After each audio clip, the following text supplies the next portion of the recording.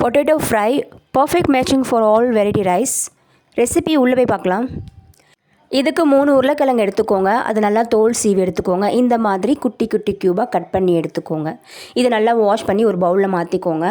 இதில் பார்த்தீங்கன்னா 2 டீஸ்பூன் மிளகாய் தூள், 1/2 டீஸ்பூன் கார்லிக் பவுடர், 1 டீஸ்பூன் தனியாத்தூள், கார்ன்ஃப்ளவர் 1 டேபிள் ஸ்பூன். நீங்கள் கார்லிக் பவுடருக்கு பதில் கார்லிக் தட்டி கூட சேர்த்துக்கலாம். இதை மிக்ஸ் பண்ணி அப்படியே எடுத்து வச்சுக்கோங்க. இப்போது ஒரு பேனில் 2 டேபிள் ஸ்பூன் ஆயில் எடுத்துக்கோங்க. ஆயில் ஹீட் ஆனதும் மிக்ஸ் பண்ணியிருக்க இந்த பொட்டேட்டோஸை ஆட் பண்ணிக்கோங்க. இதை நல்லா மூடி போட்டு வேக விடுங்க. 2 பக்கமும் நல்லா கிறிஸ்பியாக வேகணும். இந்த மாதிரி மொறுன்னு வரும். நம்ம தண்ணி எதுவுமே ஆட் பண்ணக்கூடாது. ஜஸ்ட் ஆயிலில் தான் இது நம்ம வேக விடணும். இதுக்கப்புறம் இதுக்கு தேவையான அளவு உப்பு ஆட் பண்ணிக்கோங்க. இது நல்லா பரட்டி எடுத்துக்கோங்க.